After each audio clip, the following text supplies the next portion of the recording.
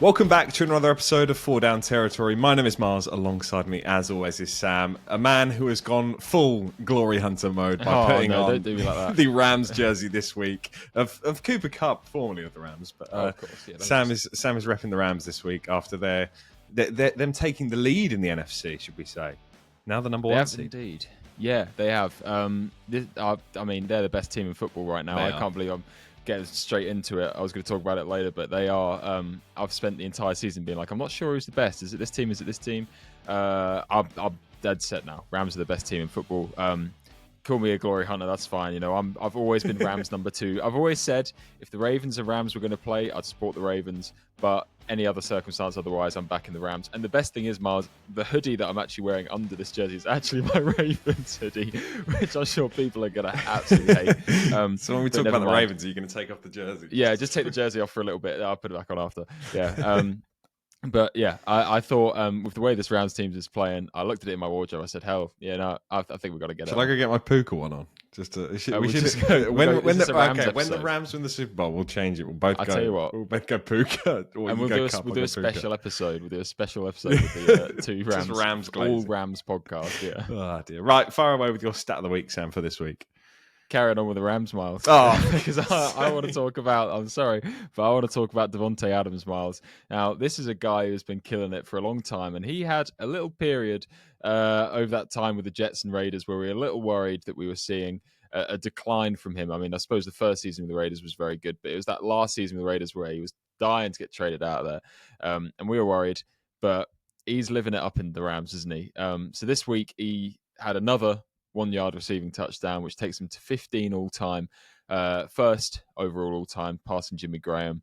On top of that, in terms of all-time TDs, he's actually 8th among all-time receiving touchdowns. And this week, assuming that he continues his trend, he'll be stepping up to 7th because it's Antonio Gates only one ahead of him, sat on 116, Adams on 115. And when you look at the numbers above him, you could quite easily see him make top 5 by the time he's retiring.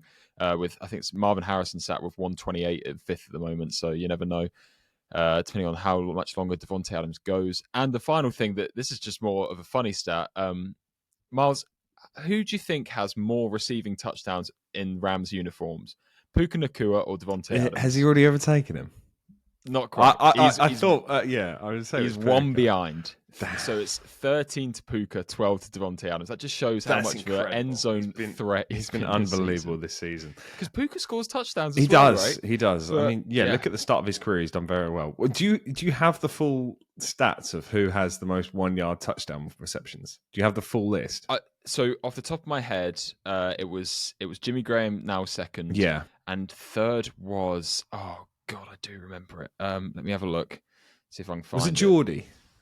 Is it Jordy Nelson? Jordy Nelson? No, I don't think so. I think it was another tight end. I want to say I want to say Jason Witten, but I don't know why. Oh, is it? Oh, Mercedes Lewis. Yeah, and with 11. The good thing about that stat is that all 3 have played with Aaron Rodgers, who is the absolute specialist of throwing the 1-yard touchdown fade. So that was the trend that I thought was really good to go along with it. You've glazed your NFC team. My NFC team's not doing as well this year. I've always been Minnesota Vikings as my NFC side, mainly due to a certain number 9. So I have quite a good stat here. Okay. JJ McCarthy now ranks 851st out of 852 in EPA per dropback among qualified passers since 2000. The only player below JJ McCarthy is Jamarcus Russell. Yeah. Oh, God. Oh, dear, JJ. It's not looking good, is it, for the old 9, is it?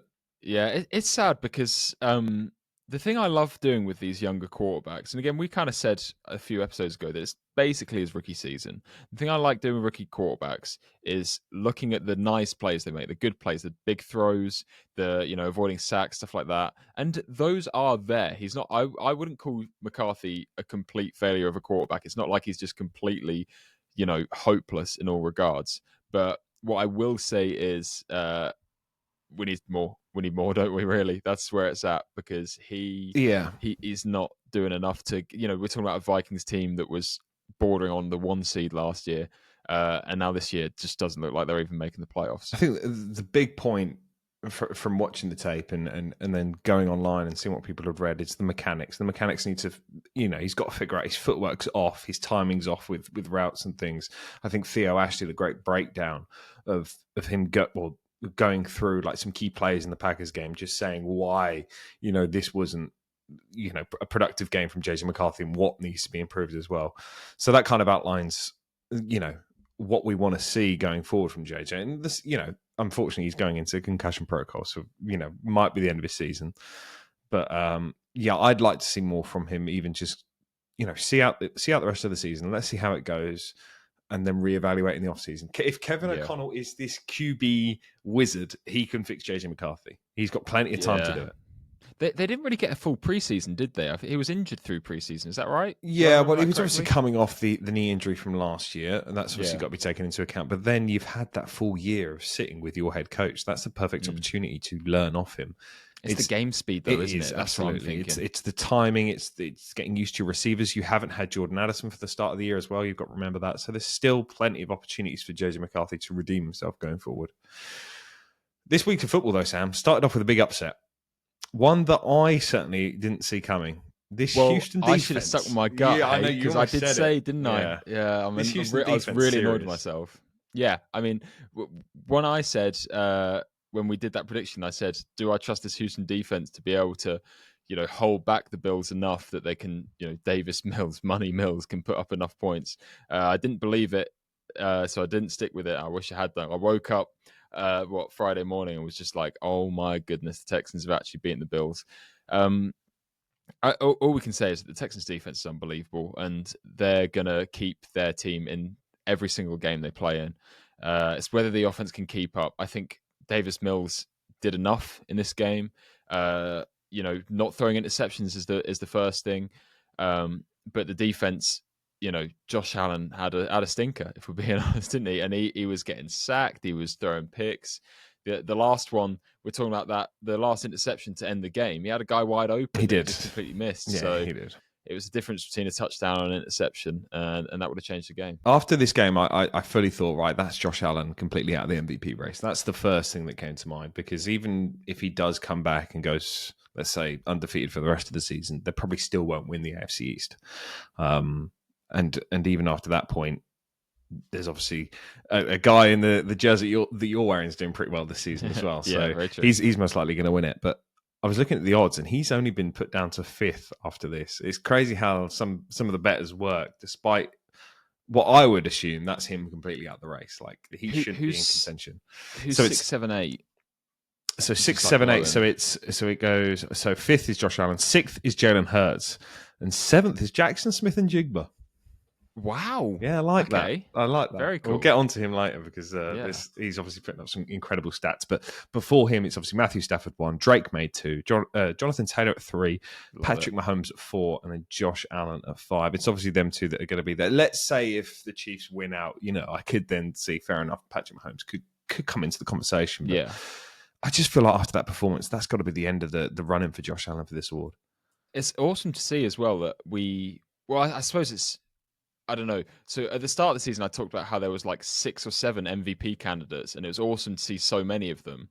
And now it's very cool in a different respect that it's now narrowing down, and we're seeing 3 real leaders being JT, Stafford, and Drake May. I love hearing Jackson Smith-Njigba put in that outside. It's brilliant. Some of the names on this list now are phenomenal. Like if you go back to the start of the season, Baker Mayfield's name he was number 1 for quite a while. Justin Herbert obviously started off really hot. He's not in the top 10 anymore.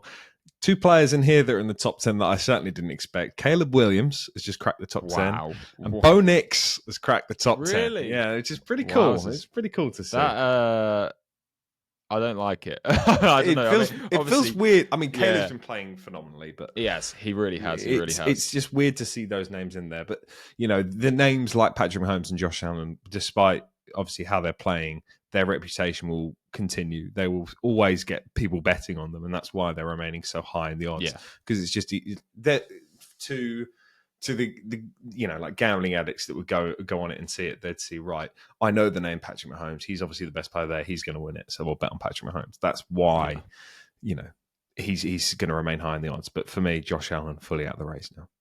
Moving on to the other player that cracked the top 10, Caleb Williams. Bears beat the Steelers by the skin of their teeth, 31-28. Really good game, actually, in the early slate. We saw Mason Rudolph start in the place of injured Aaron Rodgers. We definitely saw them rely on the run game a lot more. Kenneth Gainwell and Jalen Warren had both phenomenal games. But Caleb Williams is one of the most electrifying players when he's rolling outside the pocket. He is amazing to watch. Yeah, it feels good seeing that. One of the things I said a few weeks ago was that he is like the most exciting quarterback to watch when it comes to maneuvering the pocket and rolling out to his to the sideline. But the problem was always his accuracy in that, where he was launching the ball across the field, but it always seemed like just missing receivers, drops, whatever. But we're starting to see it cleaned up. He's getting more accurate. He's getting more patient. He's reading the defense a lot better. It feels like the game's slowing down for him. I know it's a cliche term, but it definitely feels that way.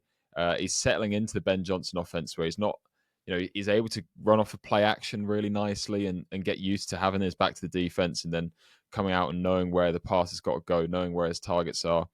And it's like you say, it's really enjoyable to watch, man. Like this Bears offense is slowly becoming what we hoped it would be as Ben Johnson came into town. It's exciting. We could see a Chicago Bears team make the playoffs for the first time in a long time, and the city of Chicago needs it from what they've been through in the last couple of years. But I completely agree with what you're saying. The fact that he's now familiar with the Ben Johnson offense, and that's clear to see because they've won 8 of the last 9 games.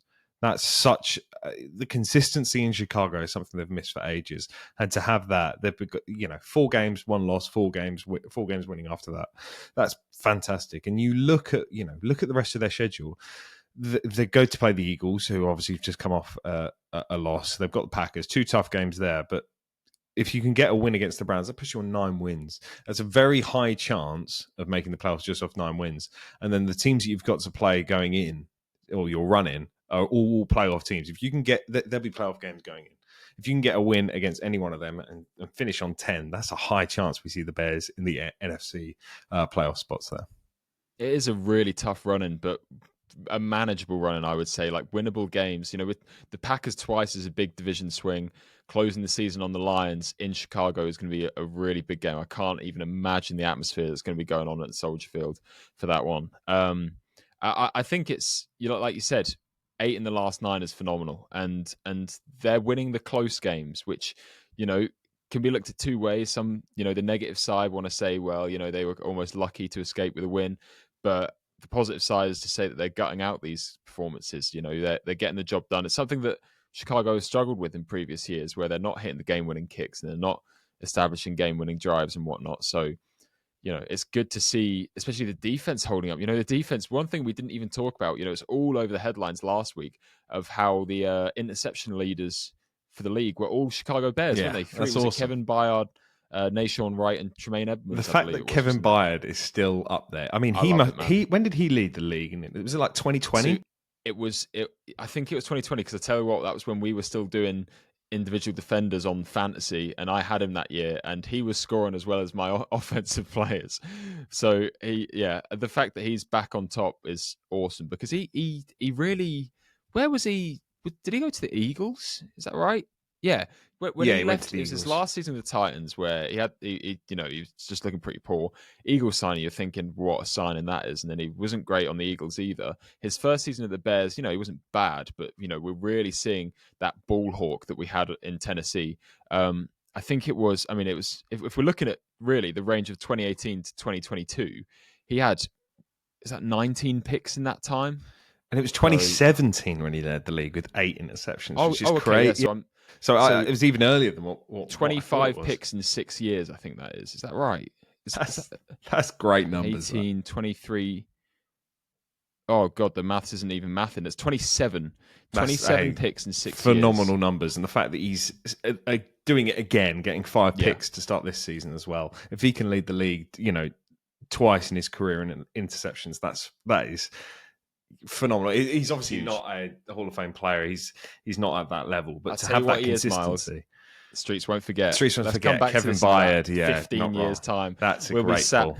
We'll be sat one day, just sat in the living room. It'd be like Do you remember someone's Kevin 40th Byard? birthday. Kevin Byard, yeah. Do you like him on the Bears or the Titans? You know? Yeah, that's so true. I mean, just a all-round solid player. Was on that for a short period of time, very solid Tennessee defense, but then turned into a terrible Tennessee defense by the time he left. But yeah, an all-round street won't forget guy. Let's you go know. on. Can I just jump in with this? Still on the secondary as well. CJ Gardner-Johnson's coming to Chicago, and he has been a problem everywhere. It felt like, you know, leaving the Eagles. Was it on the Texans he went to, right? And there's a problem there. I believe he was on the Ravens for a little bit, and he was a problem there. And the Bears pick him up, and suddenly he's settled now. He's fine. Yeah. He's back to playing his best football, and he's a very influential piece in that secondary. So the Bears defense is quietly one of the better units in the league. I think It's weird because for so long people wanted, you know, Gardner-Johnson when he was, you know, that key nickel piece for the Lions, and obviously had the shine on the Eagles as well. And it's like, for a certain period of time he was so outcasted, and now he's back to that level again. You think it's a great way that he's turned it around, but why did it go so wrong in that short period of time? And now he's been able to suss it out. Yeah, it I feel like it almost just shows how important situation is to these guys, and sometimes, you know, they're just not happy where they are, whether it's the coaches, whether it's, you know, the city, whatever it is. It's the kind of things that we'll never really know as fans, but whatever's got him happy now, you know, he's buzzing to be in Chicago. And I think it's a shame, really, because they've just got Jalen Johnson back, but he's now back on IR.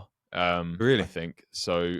I'm seeing that he was ruled out of the Steelers game, and you know, it's disappointing because you're just thinking they've been playing so well, they're getting him back, and now he's off again. But hopefully, it's not a long IR stint, and maybe we could see him. I mean, if they make the playoff push and he's able to come back on, that'd be fantastic. But yeah. Depends if he's in that 21-day return period. But or has he just been put on IR? I'm not sure. So all I'm seeing here is that he's remaining on IR. Okay. Oh, that's fine then. Yeah, that's fine. If he's already on IR, he'll have the opportunity. I thought he'd come back off already. That's the thing. I thought he was back last week. You can't go on IR twice in a season, can you? No. So he didn't actually. So I thought he came off IR last week, but all I'm seeing here is that the only game he's played this year is against the Lions. Interesting. So he technically, I imagine maybe they activated his window last week, and he's actually, you know, so that's actually a good thing then, right? Because that means he should be back next week or the week after. Yeah. I have to look into that. Well, yeah, if they get him back, that's vital for their secondary, and especially for that push for the playoffs. The Patriots beat the Bengals 26-20, despite having about 40 injuries during the game. The main one being Will Campbell went out. It has been said by Vrabel that it's not likely to be season-ending, which is phenomenal, especially with the Patriots now taking the number 1 seed in the AFC at 10-2 with a 99% playoff probability. So they haven't quite secured a playoff spot yet. But I'm sure they will after this week. Yeah, I mean, this was a big win for them as well, because even with a no Jamar Chase on the Bengals, you know, this was still an important game for them. They still had to, this defense had to show up, because we know what the Bengals offense is like. And you know, it's nice to see. This was one of those, you know, every season, like 2 or 3 times a season, Hunter Henry comes up big. This was his big game, wasn't it? 7 catches over 100 yards. He had the touchdown as well. He almost had 2 touchdowns as well. We were loving it when he had the touchdown. They got called back for the penalty. And I tell you what, Mars, this is one of the things I said to our guys as we were watching it. Do you think offensive coordinators, when they score that touchdown and then it gets called back for a penalty, do you think they go, hey, I want that guy to have the penalty, to have the touchdown? Call a play for that guy right now. Because Hunter Henry, they literally immediately went, tight end screen. He's having and he got down to the 1, and we're just absolutely gutted. We're like, just give him like a sneak or something. It does make me feel like sometimes they certainly do. There's some coordinators that definitely do it. But then you feel like for a running back, imagine you're 80 yards away from the end zone, you have a 79-yard run, and they sub out a running back to put in the bruiser just to get the touchdown. That's what, that You've always got to be a infuriates team me. player, haven't you? I You've got to know, be really but selfless to be able to not. The king of that is Kenneth Walker this season. He's been getting them down to the red zone every single time, and as soon as it's red zone, right, sub you out, Charbonnet in, let's get a touchdown. That happens far too often for the Seahawks. So yeah, there's definitely some play calling that goes on that makes it, specific for that player, right? Okay, you got unlucky that go. Let's run a similar play again just to focus you. I'm sure that happens around the league a lot. On the other side, Chase Brown, we're finally getting to see what we saw last year. Good, efficient running, 100-yard game from him, and it's going to help out Joe Burrow, obviously, coming in for Thanksgiving. Bengals fans will be thankful to see him back on the field, won't they? I know I'm not. Obviously, it's Ravens-Bengals this week, so back in time for the Bengals to play spoiler for the Ravens' playoff hopes. Absolutely. I mean, it's almost too little, too late. They're currently 3-8 for the Bengals. They're not likely going to make the playoffs. They're currently less than 1% chance of making it. So it'll be some turnaround if they do it. Let's talk about a team that's been eliminated from the playoffs entirely, though. The New York Giants were the first team officially eliminated, 2-10 on the season. But they certainly went out with a fight. I mean, if you talk about entertainment in a football game, that is a prime example of it. There was times they were leading. When they needed to come back, they were putting up a fight. It went to overtime as well against probably one of the most exciting teams in the NFL as well, that being the Detroit Lions. But Jameis Winston is phenomenal to watch. I don't care what anyone says. I want nothing more than this man to have a starting job in the NFL, wherever it may be. If he goes to New York, Cleveland again, it'd be phenomenal to watch this man play week in, week out. When it gets to the end of the season and we see the NFL do their top 100 plays, if his receiving touchdown is number one, we are rioting. Yeah. We are going to the streets and we are causing problems for the NFL, because I'm sorry, but that is the most mental I've gone watching a play. It's incredible. I the funniest thing about it as well is obviously Jameis gets all the attention.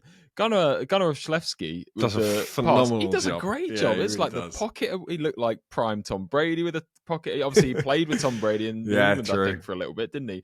He had that pocket awareness to step up, avoid the rusher, threw a nice little, almost like a back shoulder, really. It really was. But yeah, Winston, I'm sorry, was it Barnes who was in coverage? Is it Derek Barnes? Made me laugh. Just it's got to be so humbling to have Jameis Winston put the moves on you into the end zone. The celebration was awesome.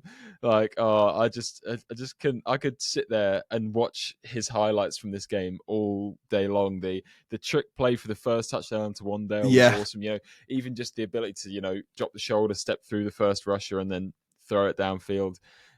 This was such an exciting game, and the Giants. Oh, I feel for him. They've fired their defensive coordinator now, which is probably a huge moment of rejoice for the Giants fans, because it seems like this defense, one of the more expensive units in the league, I believe, or at least definitely in terms of investment as well. When you think of the draft picks they've spent on it with the edge rushers, and obviously Abdul Carter coming in this year, but man,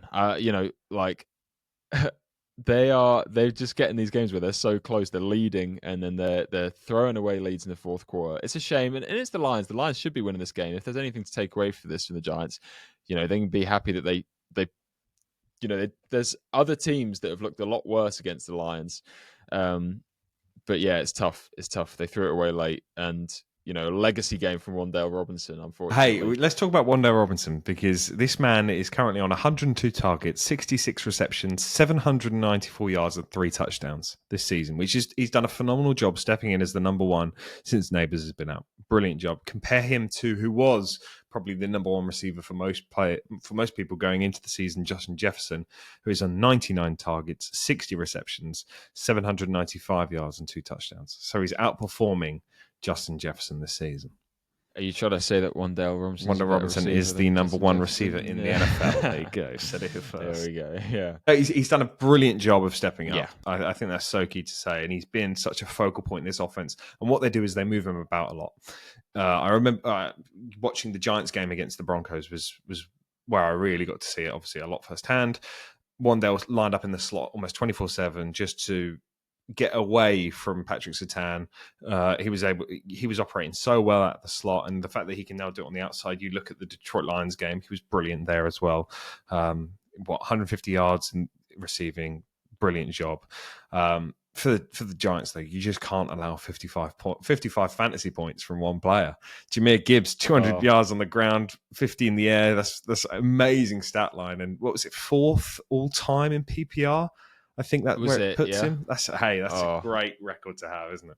It was electric. He's just got another gear, hasn't he? I don't think there's any other running back. I mean, actually, I'll tell you what the funny thing is I saw a great comparison of where his stats are next to Jonathan Taylor's, and he's not far behind. He's not. Less touches, less yards, less touchdowns, but not by a whole lot. And obviously, when you think of Gibbs, when you think of his receiving output, I imagine if you were to combine rushing and receiving, they'd probably be at similar levels. But yeah, Gibbs, this has been frequent this season where he's been putting up insane fantasy numbers, insane real life box scores, and it's nice to see that one play drive it was a one play drive, wasn't it? Yeah, where he just literally he's gone. It's crazy speed. I think actually, I tell you what, the best clip I saw, I can't remember which touchdown it was, but you see he takes a handoff up the middle, and the Lions offensive line does what it does best, and it makes holes. It makes 2 holes actually. There's a nice gap between, I believe it's the right tackle and tight end. There's a nice gap between the right guard and the right tackle. So there's basically 2 little holes that you could hit there.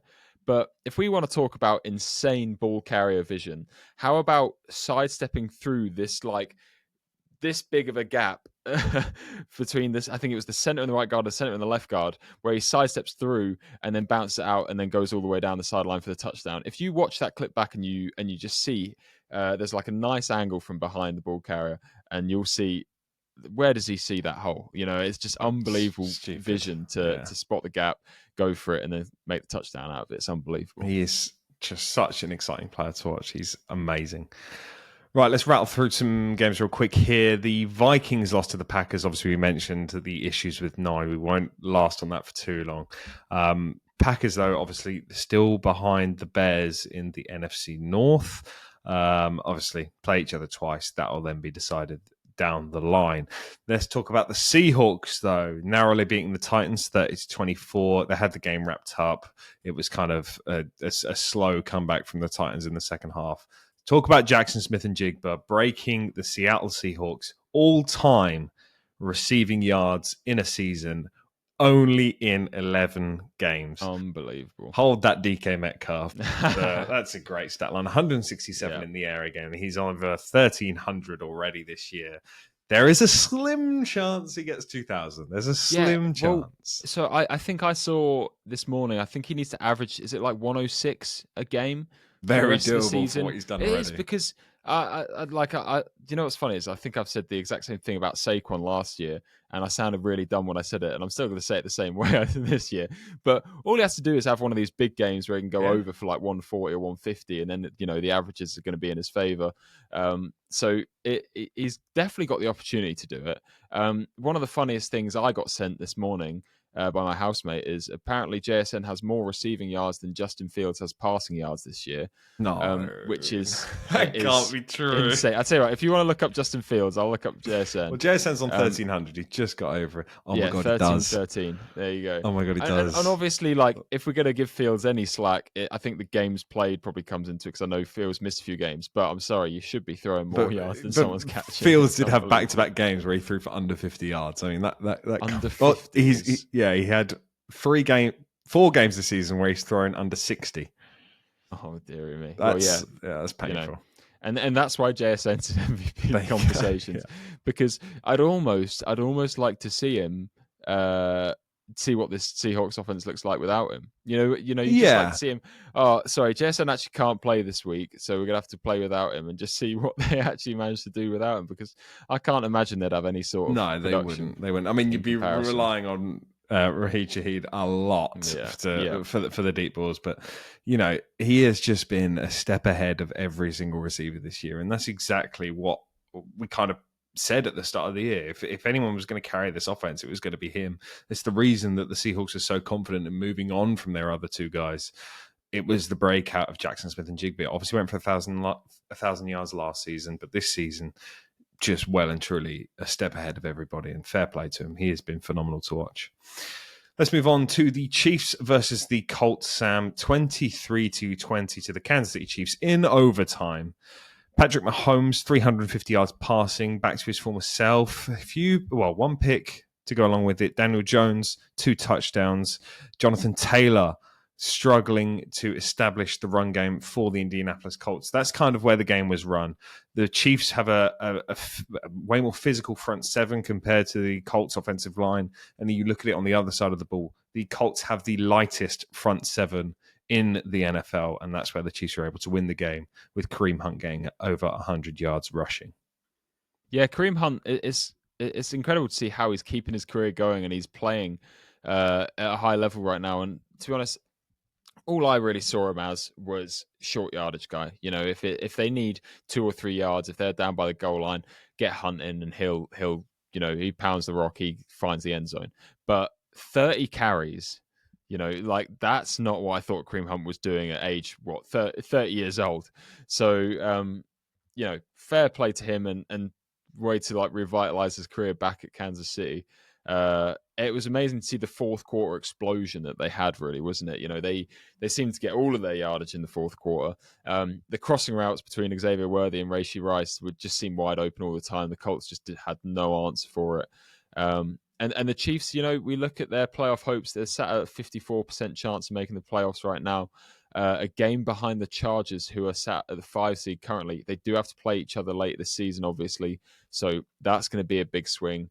The Chiefs have some favorable games in their run into the playoffs, but I wouldn't say it's the easiest schedule. Obviously got to play Denver again on Christmas, and Houston in 2 weeks' time as well, which is, again, we've just seen what they did to Buffalo, so that's going to be a tough one. I also say don't be afraid of this Cowboys team as well. Yeah, the Cowboys 100%. are going to really... They've got to push on for the playoffs themselves. So that's going to be especially a great in game. Dallas as well. Yeah, I saw that... I can't remember what network it was on, but Jerome McCoy came out and did his predictions for some teams going for the rest of the season. He said the Chiefs are going to win out and make the playoffs.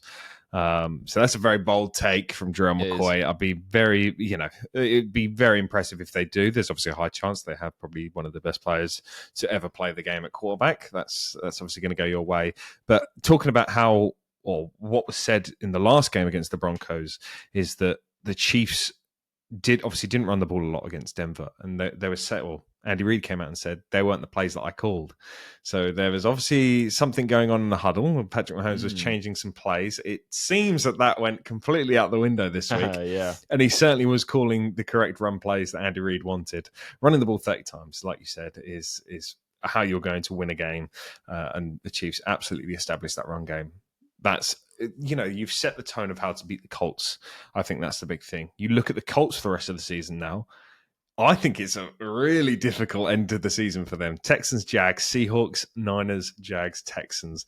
4 divisional games. That is massive. And then also 2 extremely tough teams, playoff teams, going in on the run-in as well from the NFC. So that's really tough for them. Yeah, 100%. And I think the thing with the Colts as well is, so obviously they were drawing comparisons to that Steelers team that was undefeated, then had the complete skid to end the season, and then went one and done in the playoffs. I don't think this is the same, but I will say, this Colts team was leading, the 1 seed for a long, long time. I don't think we'll see them back up there. Obviously, they're 2 games behind the Patriots currently, 1 game behind the Broncos. It's at the 3 seed, 8-3.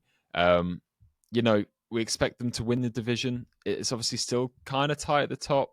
Jags 1 game behind, Texans 2 games behind. So those, like you said, those divisional games are going to be huge. We were very set on the Colts walking this division and going in as the division leaders. I don't see it anymore. I think the Texans defense is showing up now. The Jags, it was it was a statement win for them last week against the Chargers. Didn't feel fantastic this week, as we'll get on to, but a win's a win, and they definitely have, I feel like they probably have a nicer schedule, the Jags. So, it's going to be interesting. The wind down is going to be big in the AFC South. My prediction is the Colts don't win the division. I think it will be the Jags or the Texans that win it. I just feel like the blueprint's now out of how to beat them. Yeah. Oh, yeah. Just it feels like it, run the damn ball. That's what the Chiefs have shown. If teams can go into Indy and do that same thing, that would be the key thing. Your Ravens, Sam, despite you wearing a Rams jersey, is shall I quickly take it off? The Ravens won. 23-10 against the Jets. It wasn't as convincing as it should have been. Probably a bit of a nervy game. Sam, your take on it? There's not too much to say. I think the offense felt very inconsistent. I think Lamar Jackson, I still don't feel like he's 100% recovered from that injury that he obviously missed the time. I imagine there was some element of rushing him back because we knew we needed to win games. So he doesn't feel as I don't know. It doesn't feel like he's as comfortable in the pocket as usual, and especially rolling out of the pocket. But like I said a minute ago, win's a win. Nice to see Derrick Henry getting into the end zone. And the defense, is still looking good. My favorite note from this game, Miles, actually, is Mike Green, who we obviously talked about a lot in the draft process. He got a sack, which takes him to, I believe, 2.5 sacks on the year, which is also the team leader, which is horrendous, Miles. Absolutely horrendous. I thought I saw that and I was absolutely creasing this morning. 2.5 sacks. Do you want to know who he overtook as well? I mean, there's a joint. There's 3 players joint second: Kyle Van Noy, Tavis Robinson, and Nnamdi Madubuike, who hasn't played since week 2 or something. That's bad. That's really bad. Yeah. I thought you were going to say like Draymond Jones is up there after only playing 2 games. Really cool. Well, Draymond Jones is on 1.5. There you go. So he's not far off. And it's nice to see the impact he's having. But again, this pass rush, we need Jones and Green to step up and be our leading pass rushers, because God knows David Ajabo doesn't do anything. And, Kyle Van Noy, is, as much as I love him, he's hardly a premier pass rusher. And it's just a good job. All I can say is it's a good job we got Kyle Hamilton, and I feel like I need to go to bed and pray every night for his health, because it worries me. This is like 3 straight games where he's gone down with some sort of injury, taken a few plays out, come back in. He's tough as hell, but I don't like seeing him get hurt because he's so key to our defense. Like in the team facilities, you'll sometimes see like record holders, or like they'll sometimes do stats by year. And you can just imagine like passing yards was that was a bit low this season, probably because he got injured. Lamar Jackson. Rushing touchdowns, okay, Derrick Henry maintains it. Sacks, why was it only at 2.5? Why was our best only at 2.5 that year? It will be like the end of the season, it'll be sack leader Mike Green, 4.5 sacks or something like that. It's just like, what was going on that season? What happened that year? Yeah. Right, let's talk about the Cleveland Browns. I think this is where most eyes were in the late window. Shedeur Sanders on his debut he's the first Browns rookie quarterback to win a game on his debut. That's right. Isn't it like 17 attempts or something crazy it's taken? Shedeur Sanders wins, Cleveland Browns win 24-10, should I say. I was pleasantly surprised. I was pleasantly surprised with the way he played. Yeah, he made one of the throws of the week, didn't he? Yeah, the one towards their bomb, Yeah, and that can't be understated. And I think the best thing was Myles Garrett's reaction. I don't think he's ever seen someone wearing that jersey make that kind of throw, so that's why he was so amazed. But Shedeur, it wasn't an amazing game, but it was a good game. He made some nice throws. They did the job with Judkins, didn't they? It was really cool seeing I think the 2 touchdowns in the first quarter. Shedeur actually wasn't on the field for either of them, was he? Because it was Wildcat with Quinshon Judkins. But that's fine, because Judkins is going to find the end zone. We know what he's like. It's good for the Browns to feel like maybe they've finally found their quarterback. Dylan Gabriel's clear concussion protocol, but they're going to stick with Shedeur, as they should. Obviously, I was a little worried that we were going to see them pivot back to Dylan Gabriel because of this whole conspiracy that they don't want to see Shedeur succeed. But it's nice that they've actually chosen to stick with him going forward. We'll stick on the not wanting Shedeur to succeed, because there's obviously a lot of talk come out of the post game locker room, and the reaction of Shadur getting the win, didn't get a game ball.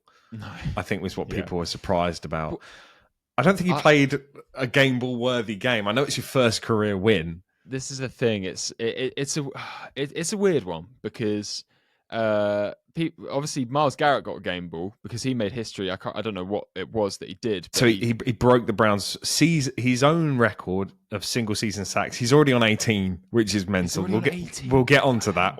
My God. Yeah. Like, okay, that's a worthy award of getting a game ball. You can do multiple game balls though, right? Like, yes, I feel like absolutely you see this all the time. Absolutely, you can.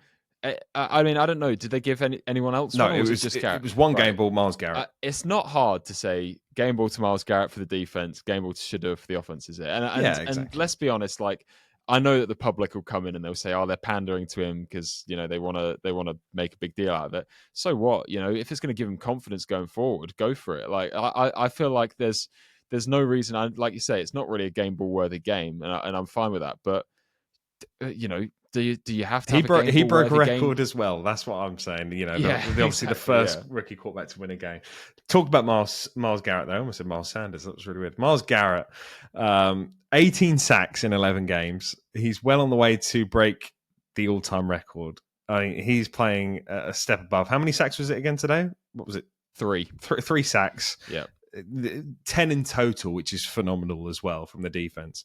But Myles Garrett is just playing out of this world. Yeah, I mean, so if we go for the last 5 games, he had 1 against the Dolphins, 5 against the Pats, 1 against the Jets, 4 against the Ravens, 3 against the Raiders. So, the last 5 weeks just been on an absolute tear.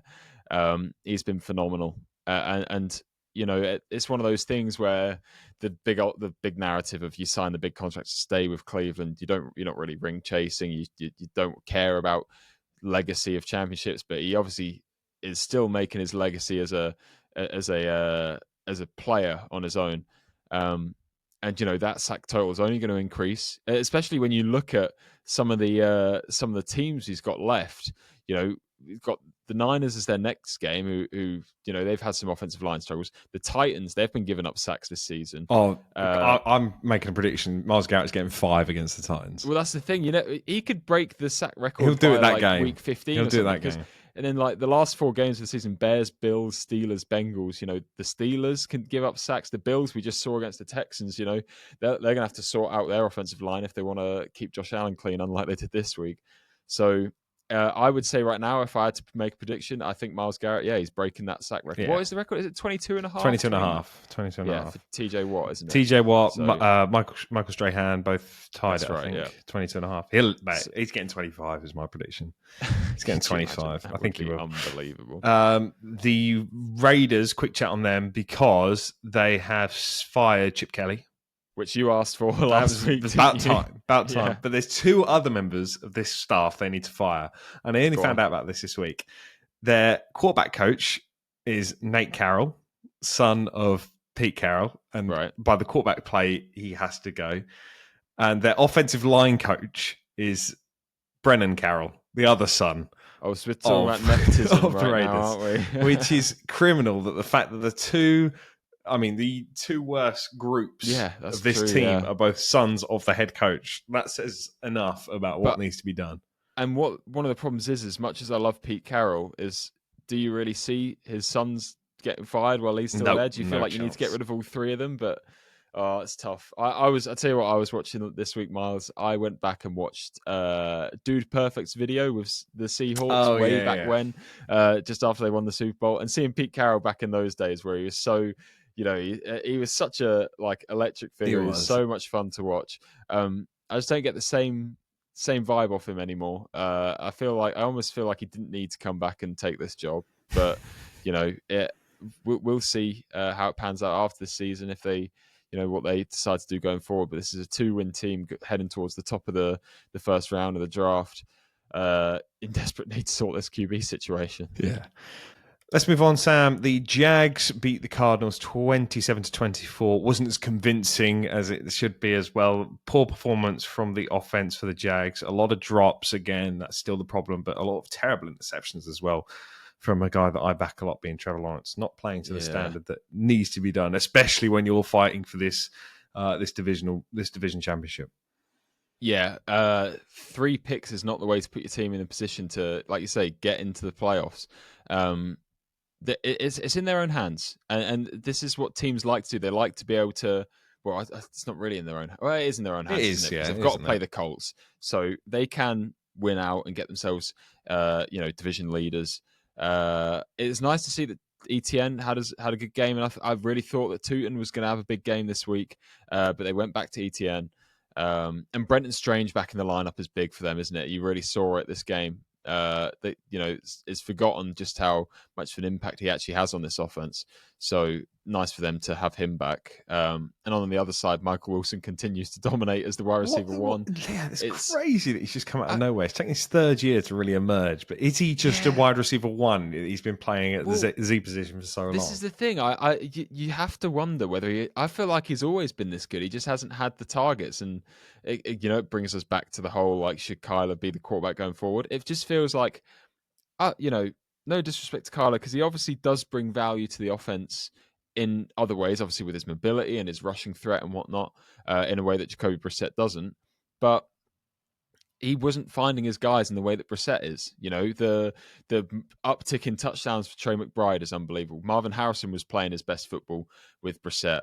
And obviously Michael Wilson the past 2 weeks has looked like, statistically, I'm not going to say he looked like film-wise, but if you look at the box score, he's been one of the best receivers in the league the last 2 weeks, hasn't he? Not wrong. So, I think this is kind of what the Cardinals need. It makes you wonder where they go next season. They want to kind of find a gunslinger, it feels like, someone who's going to just sit in the pocket and deliver. And whether it's Brissett, whether they want to stick with Brissett, or if there's someone they can invest into in the draft, if there's a veteran out there somewhere that they can bring in or trade for. But it feels like the Cardinals need, it feels like they've outgrown Kyler, if you know what I mean. Like, Kyler doesn't seem to fit the offense anymore, which doesn't really make sense. I think it's still Drew Petzing, isn't it? The offensive coordinator. So it's the same guy.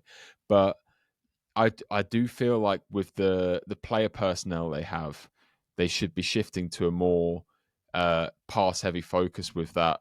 Like we said, like Brissett, he's throwing nearly 50 passes this game again.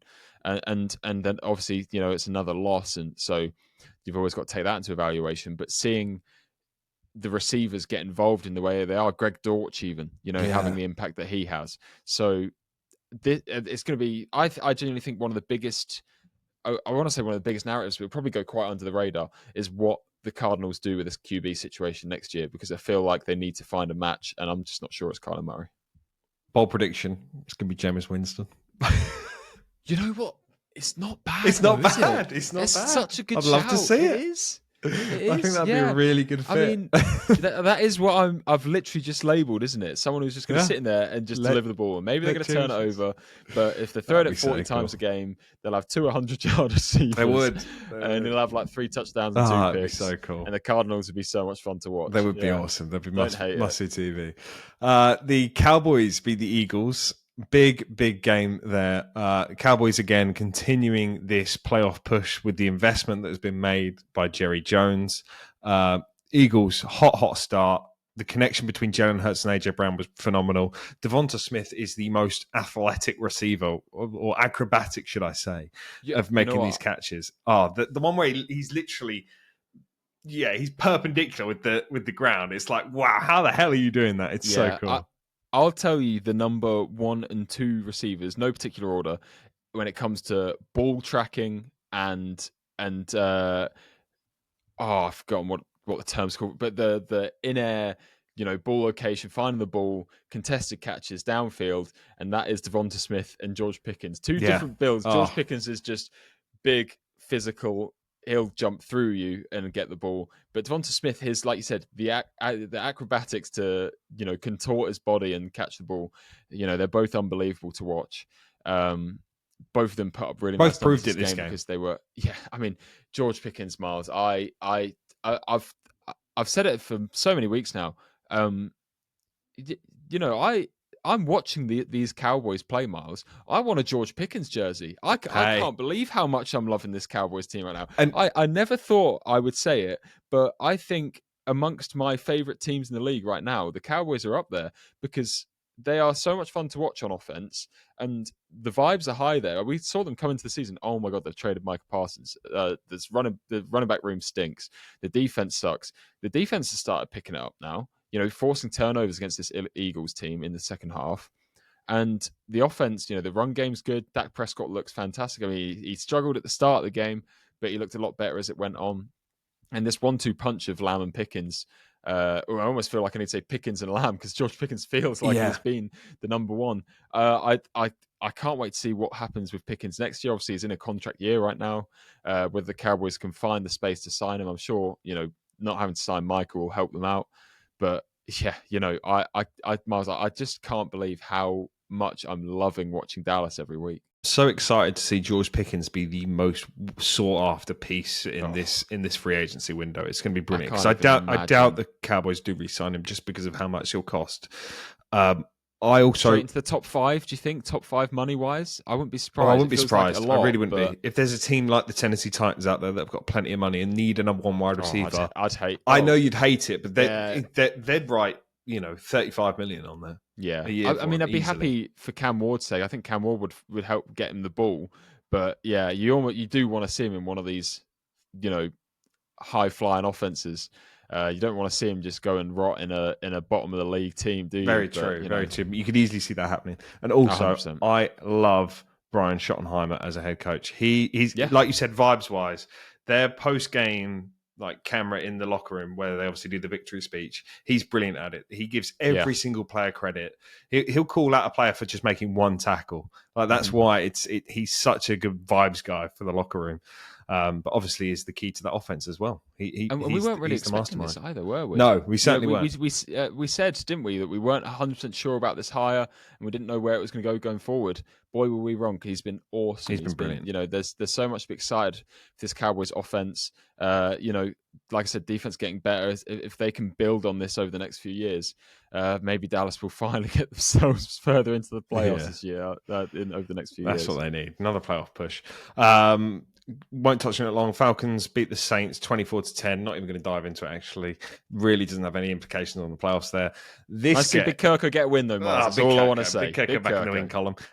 The Rams beat the Bucks 34-7. Matthew Stafford is your 2025 NFL MVP. It feels like it, doesn't That's what's been confirmed from this game. Also, big credit because Emmanuel Forbes, again, has another phenomenal game. What a step up he's had in the last couple of weeks. Great turnaround of his career. Yeah, that's special. Yeah, career high in pass defenses in this game, I think, wasn't it? And did he allow a single catch? Is that right? No catches this game. It's like 7 targets and 0 catches or something like that. I can't remember for sure, but yeah, he was on fire, wasn't he? He was, yeah. Which, I just can't believe. In terms of Stafford, the last few games, he hasn't thrown an interception since week 3.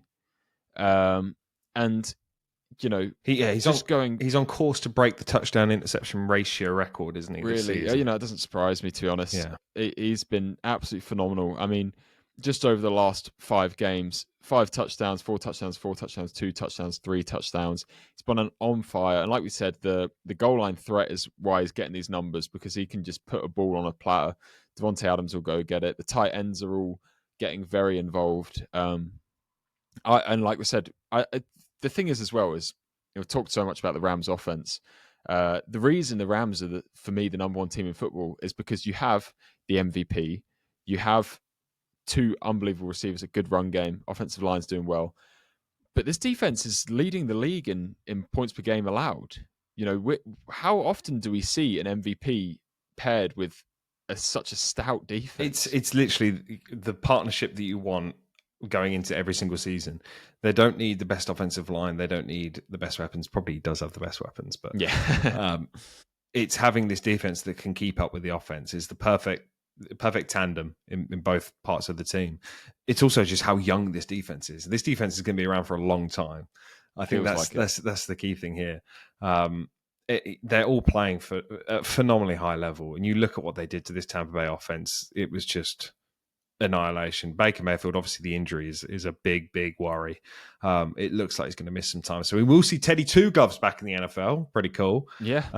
But, we still without, trying to think of his name, Bucky Irving in this team as well.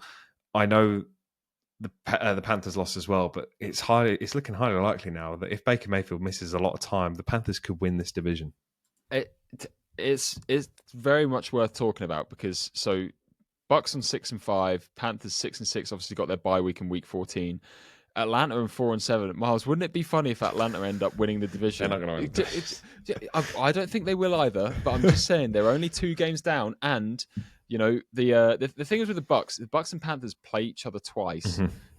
So big playoff swing there. The Falcons and Bucks will play each other once more this season. So again, that will come into it. I just obviously, I don't think the Falcons will make it, but it would be funny after the turmoil they've had this season to just sneak in at the 4th seed. It feels like it's going to be another year of a NFC South 4th seed stinker. It does, and it just shows the importance of this 5th seed. The 5th seed means everything in this division. Obviously, it looks like it's going to be the Seattle Seahawks at this point. It will probably be someone from the NFC West, and you could easily see them going out and winning their first game against the 4th seed. So the Seahawks, Niners, and potentially the Rams will all be fighting just to have that high record, just to get a nice, easy first game in the playoffs. Finally, Sam, we will touch on the Panthers obviously lost to the 49ers. It didn't come as easy for the 49ers. 3 picks for Brock Purdy after we gave him a lot of praise last week. But this is the issue I've had with Brock Purdy for a long time, is that he doesn't have the arm strength to force the ball downfield. You see it, I think it was in pick 1 and pick 3. There's multiple times where the route gets undercut because he can't force the ball too far downfield. It's been the problem time and time again. I remember a game against the Packers as well when the Niners were at home. Routes are so easily undercut, especially deep posts. He can't throw that ball, and it's proved again this week against the Panthers. JC Horn, again, like a great game, but he can easily pick those balls off because they don't have the arm strength to go 50, 60 yards downfield. They were nearly identical picks, it felt like, as well, didn't it? Like they were those crosses that were just getting undercut because he doesn't have the zip on that ball to get it in there.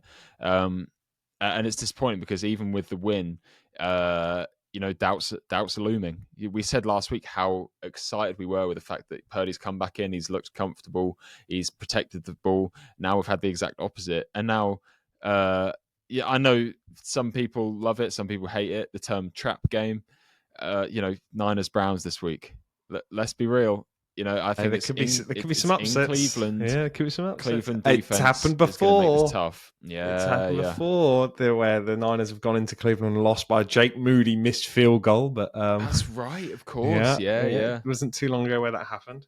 I tell you what, if I was a Cleveland fan, I'd be looking at this and I'd be saying, "Hey, let's play spoiler." We'll get into the lines in about 5 minutes, but it is Thanksgiving week, Sam, in the NFL. For the Brits, we get some early football games on Thursday night.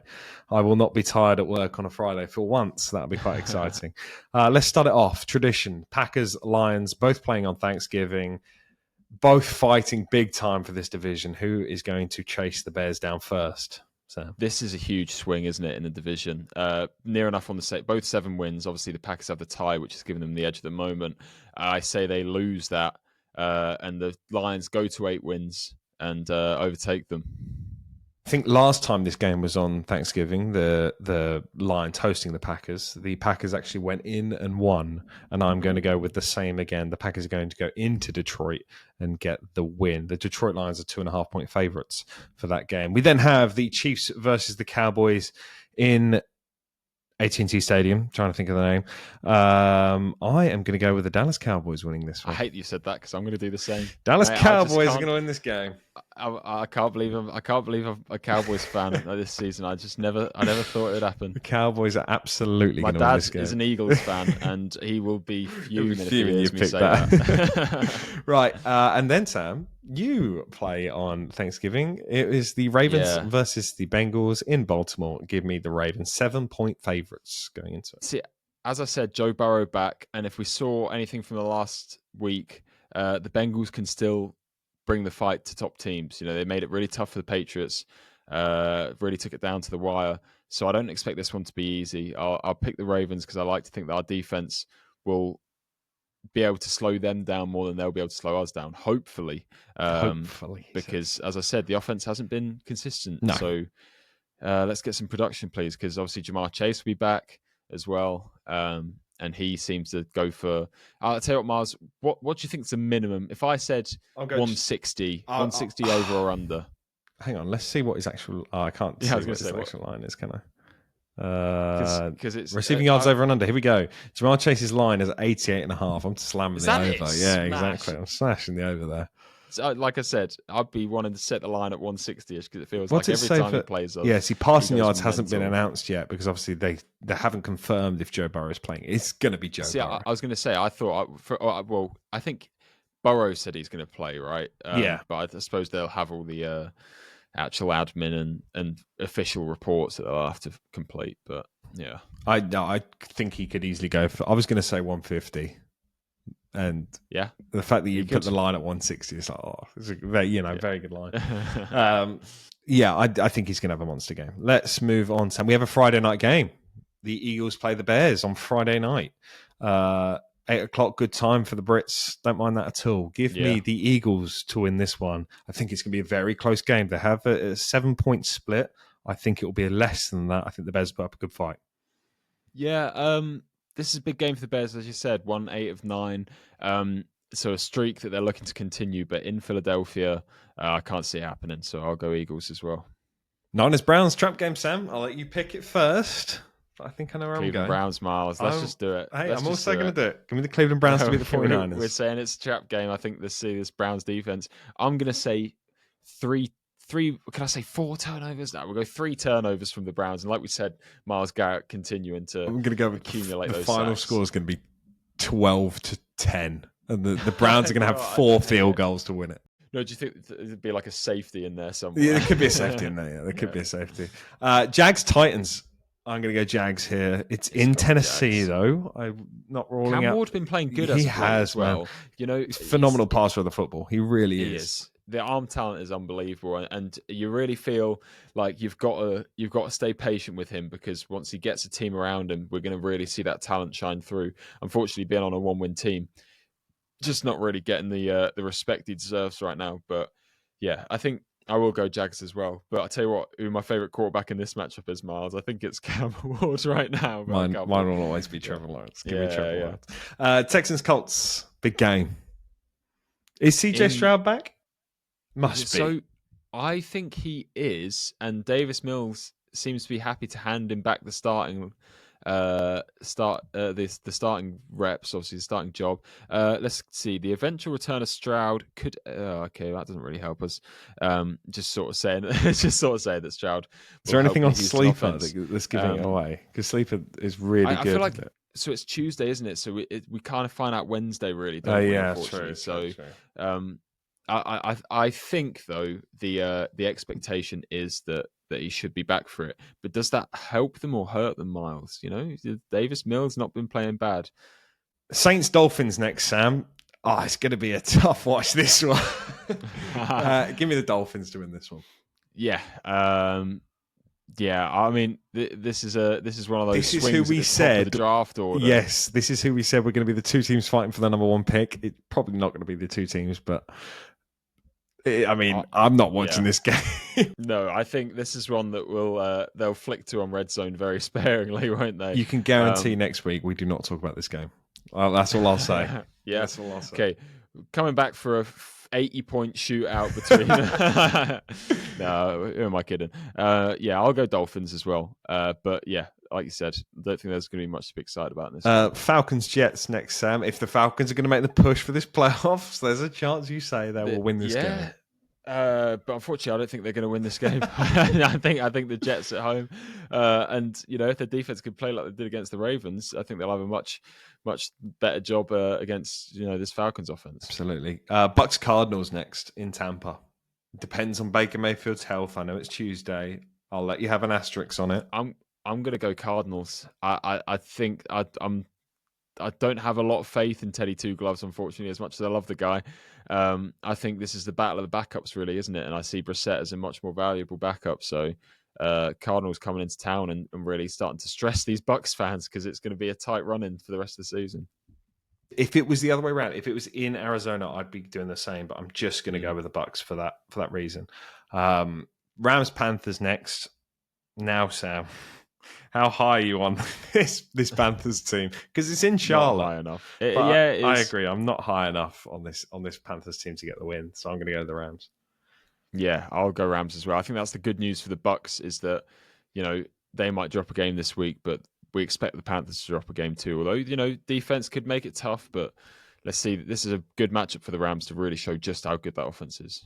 I will also. I think I said I'll go with the Rams. Vikings Seahawks in Seattle. Give me the Seattle Seahawks. Yep. It could be Max Brosma starting, which would be really interesting. Undrafted quarterback. That would be awesome to see if he could get the win. Fairy tale story. But I feel like it's not going to be the case for them. It's a long shot for him, isn't it? I can't see it happening. I think it will be interesting to see. I don't know who their QB4 is because obviously, if JJ McCarthy's inactive, they'll have to have a QB4 and an emergency QB5, I believe, as well, won't they? So I wonder who they've got in the depths of the practice they've probably squad. found someone off the streets that'll do the job. Yeah. Chargers versus the Raiders. Sam, who are you taking here? Got to be the Chargers at home. Chargers as well. Bills versus the Steelers. Bills need a win after a couple poor performances from them. Yeah. In Pittsburgh, though? Yeah. It won't be an easy one. But I almost want to say Steelers on account of the fact that we could see a real game-wrecking performance from TJ Watt. But I feel like the Bills have probably had quite a big focus this week on shoring up that O-line and making sure they're prepared to keep Josh Allen on his feet this game. So I will go with Buffalo. I think I said I'd go with Buffalo. Sunday Night Football, Denver Broncos versus the Washington Redskins, Washington football team. There we go. Yeah. Good save, Miles. Not even football team. Commanders. Come on now. Sorry. Give me Denver.